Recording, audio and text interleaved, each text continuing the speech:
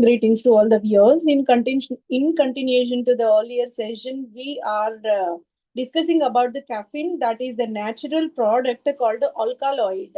It is the purine skeleton containing alkaloid. Earlier session, we gone through the kind of quinine, morphine, natural products introduction. All are retrieved from the textbook called the Textbook of Natural Products Nurturing the Livelihood. Okay, so here all these series of sessions whichever covered earlier available at the channel called World of Competitive Chemistry. Now we entered into the topic called laboratory synthesis of caffeine. Not only the biosynthesis but also laboratory synthesis of caffeine is also possible. How we can achieve this one, that is going to be discussed now. Caffeine can be synthesized in the laboratory from uric acid derivatives. The starting material precursor will be uric acid. One classical synthesis involves the conversion of uric acid into trimethylxanthine, that is caffeine, through the sequence of methylation and oxidation reactions. The requisite chemical transformations are methylation and oxidation of this uric acid to be taken place. How it will be achieved? Let me explain. This is the kind of molecule called uric acid where we are having six-membered ring with amide and amide called bilactam system. And here is the another amide system is there kind of imidazole ketone. So this is the molecule called uric acid. Uric acid is having three ketonic functionalities and four amine functionalities are present. Now we treat with the methyl iodide methylating agent under alkaline conditions like sodium hydroxide. Whenever methylation is performed over, there is a N-methylation, N-methylation, N-methylation that is said to be one nitrogen, one methyl, three methyl, seven methyl, leaving this ninth methyl unaffected, being a sterically hindered form, right? So trimethyl uric acid formation is possible over there. That is simply methylation. After that methylation process, let me introduce a halogenating agent called pentachlorophosphoras. That is phosphorus pentachloride to be added. PCl5 is called phosphorus pentachloride. That PCl5 is said to be chlorinating agent. Wherever we are having ketonic functionality enolized, so that hydroxyl better substituted with this chlorofunctionality, that is the way chlorocaffeine formation is possible. Later on, hydroiodic acid is the suitable reagent in order to halogenation process, so that here chloro will be discarded and there is a formation of caffeine as the final entity. This is the way very simple steps like methylation followed by halogenation followed by dehalogenation giving rise to a final product called caffeine. We started with a precursor called uric acid. We ended up with the requisite compound called caffeine as the expected product. And let me show this entire process, how this coffee trees are able to transformed into coffee beans. Coffee entity are able to give the extraction of the caffeine is possible. That entire methodology is provided over there. Here is the tree from which we can extract the coffee beans, and coffee or tea trees to be taken initially.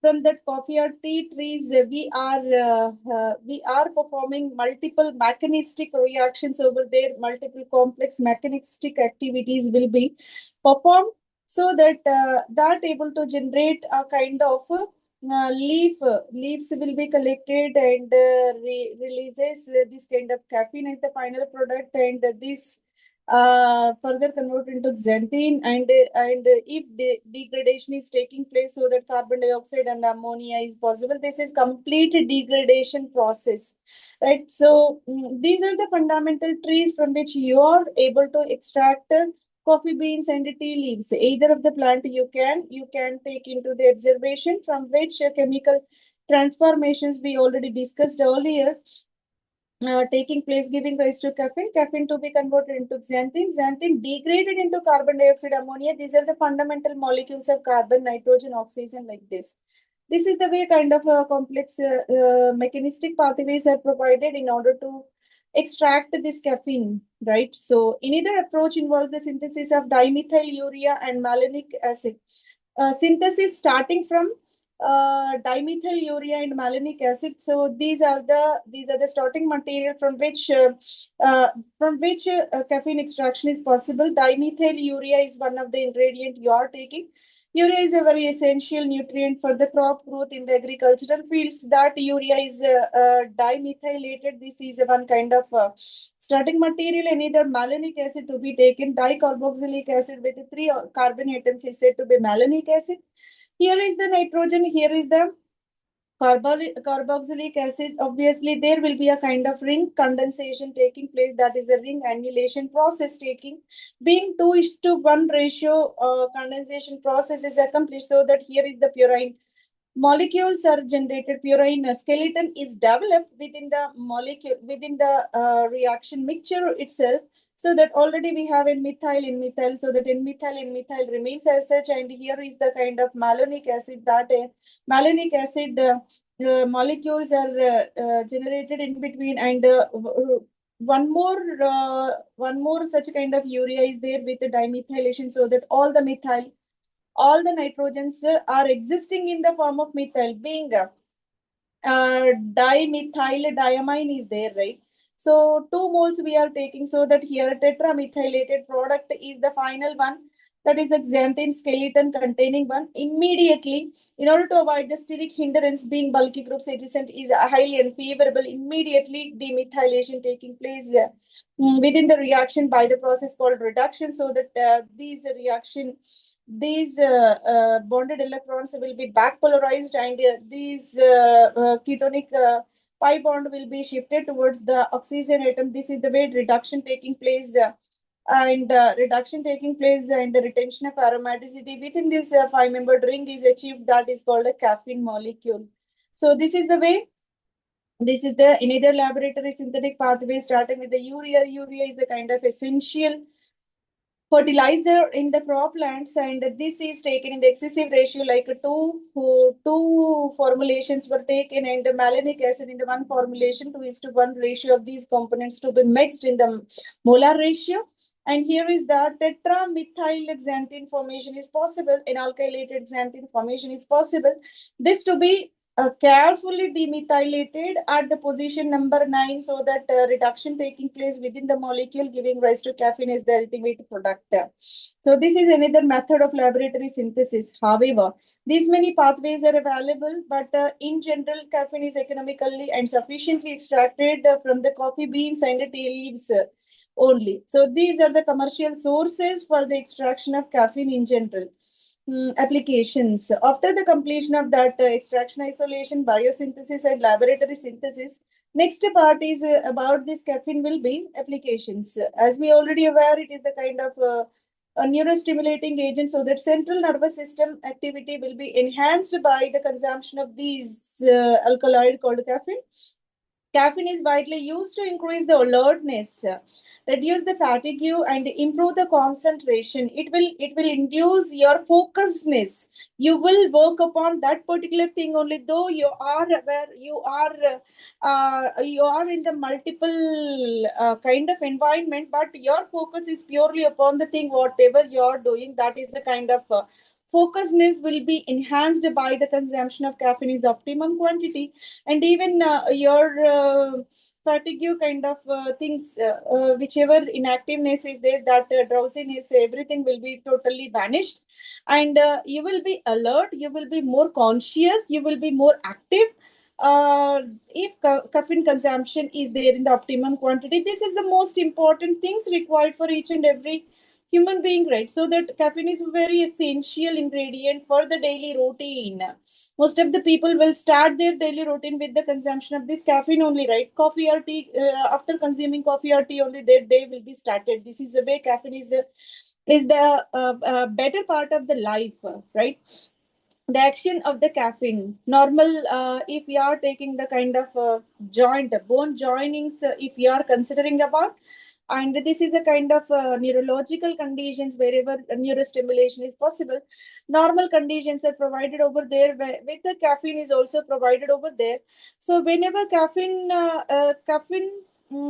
is consumed by the particular person, activation of these neurons will be enlarged. Activation that neuro neurological functioning will be exponentially raised. That is the reason why consumption of caffeine is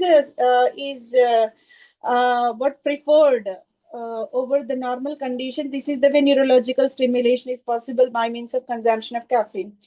Even in the pharmaceutical industry, its significance is mentioned. Headache relief. So daily consumption of caffeine it used to relieve the headache conditions, and migraine treatment. It is efficient medication for the treatment of migraine. Respiratory stimulation, right? So respiratory stimulation is nothing but our lung functioning will be efficiently performed by the consumption of this caffeine only, right? So the headache, migraine, and respiration will be regulated by this drug called caffeine. Food and beverages, flavoring agent, better flavor is induced by these this caffeine alkaloid, so that it is a better flavoring agent and stimulant ingredient used to enhance your activity. Coffee, tea, energy drinks, and soft drinks are blended with this kind of caffeine alkaloid, right? Being it is a flavoring agent. Diuretic effect. Diuretic effect is nothing but this is also the kind of key key chemical component which is essential for the urine production. Mild diuretic agent will be so that here urine production will be affected positively by this caffeine alkaloid. Research and analytical chemistry, not only the kind of these applications, even in the research field this caffeine is very essential. Caffeine is used as a standard compound in the analytical and biochemical studies. It is taken as a standard in order to analyze the unknown compounds from the known to unknown. Always research starts from research taken from known to unknown. That is the reason why it is taken as a standard compound. By taking this compound as a standard one, remaining compounds will be analyzed. They got categorized. They got what exploration of unknown compounds are possible. This known caffeine taken as the standard compound over there. This is the way a kind of caffeine is tremendous in the wide range of applications, even in the field of daily life, even in the field of medication, even in the field of materials, even in the field of analytical chemistry and research as well, right? Let me conclude the session of caffeine alkaloid topic will be concluded by the summary. So, caffeine comes into the category of purine alkaloid. Purine is meant for one six-membered ring, one five-membered ring got fused up, and four nitrogens are located at their suitable position. That purine alkaloid skeleton is indicated for this caffeine molecule, and its chemical name is indicated as 1, 3, 7. Trimethylxanthine is the chemical name of that one. Molecular formula is resided with 8 carbonatoms, 10 hydrogens, 4 nitrogens, and 2 oxygens within the molecule. Natural sources from where you are able to extract sufficiently is a coffee beans, tea, leaves, and cocoa is the kind of material from which chocolate manufacturing is possible. From that cocoa also it is possible to extract the caffeine. Biosynthetic precursor. Biosynthesis is accomplished starting from xanthocene. Xanthocene is the kind of again material where you can see that fused bicyclic ring system with the ribose entirety over the nitrogen of ninth position. That xanthocene taken as a fundamental starting material in order to synthesize this caffeine.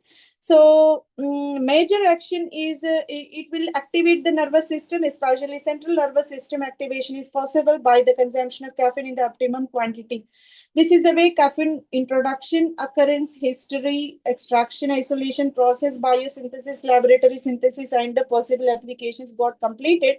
Hopefully the session is really informative, and if you follow this channel carefully, so that we will complete more such kind of topics in the near future. Thank you very much for your cooperation.